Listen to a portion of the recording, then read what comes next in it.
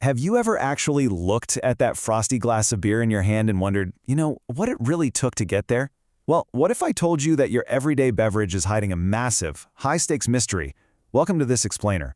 Today, we're going to unpack a pretty wild story, one about a massive global empire, its sudden, dramatic fall, and the grassroots rebellion that literally changed what we drink forever.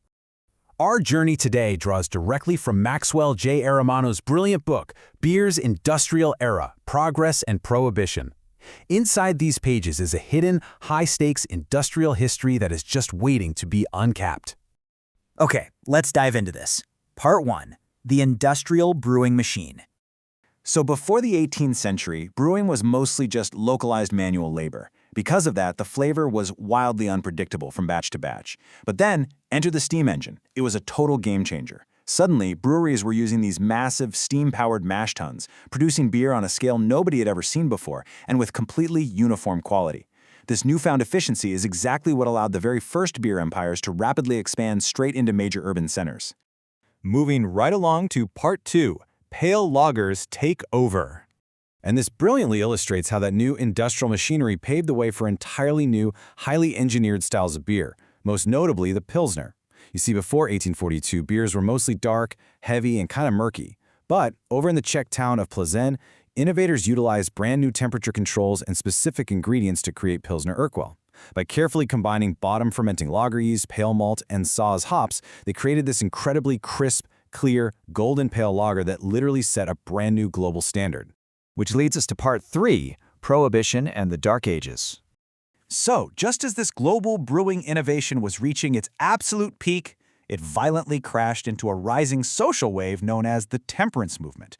And this all culminated in a very important number, 18, the 18th Amendment to the U.S. Constitution, which was ratified in 1919, mandated an unprecedented total ban on the manufacture, sale, and transportation of alcohol. Literally overnight, an entire thriving, heavily industrialized legal industry was outlawed. Just gone. The decline and the defiance that followed happened incredibly fast. In 1919, the amendment passes. Almost immediately, thousands of legal breweries are forced to shut their doors, leaving specialized workers completely unemployed. But here's the thing. In the 1920s, the public's demand didn't just vanish, right? It just went underground. We see the massive rise of notorious bootleggers like Al Capone, who are running vast, ruthless empires of illicit alcohol, right alongside this vibrant, secret culture of speakeasies. It was wild. It wasn't until 1933, when the social and economic costs simply became way too high, that the 21st Amendment finally repealed prohibition. If you find this analysis valuable, please like and subscribe to Knowledge Lighthouse to help us bring more truths to light. Now, let's look at Part 4, Rise of the Beer Giants. So the crucial point is that when Prohibition was repealed in 1933, the handful of breweries that actually survived didn't just rebuild, they completely mutated. Giants like Anheuser-Busch and Miller used ruthless efficiency to dominate. They were executing aggressive acquisitions of smaller regional brands, sparking extreme price wars, and building massive national distribution networks. They focused almost entirely on the standardization of light, mass-market lagers. And of course, they cemented their dominance with multi-million-dollar marketing campaigns. Like those iconic Super Bowl ads we all remember. But we have to ask ourselves, what was the heavy cost of all this corporate homogenization?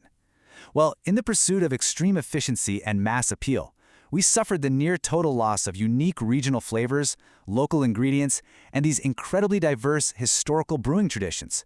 Basically, beer just became completely uniform. That brings us to Part 5, the Craft Beer Rebellion. Because when something becomes too uniform, a counterculture almost always rises up. This grassroots fight against the mega-brewery empire actually started with a massive legal shift in 1978, when President Jimmy Carter legalized home brewing for personal use. Moving into the 80s, these visionary microbrewery pioneers, people like Fritz Maytag and Jack McAuliffe, emerged right out of their garages to challenge the corporate giants. And that rebellion eventually exploded into the massive global craft beer boom that we know today. But how did everyday people actually learn to fight back and brew themselves? Well, it started with a single manifesto, Charlie Papazian's 1984 book, The Complete Joy of Home Brewing.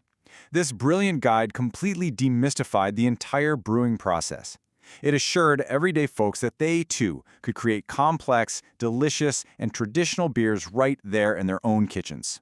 Let's move to and see how this builds into the landscape we see right now. Today, the ongoing battle on the store shelves is incredibly clear.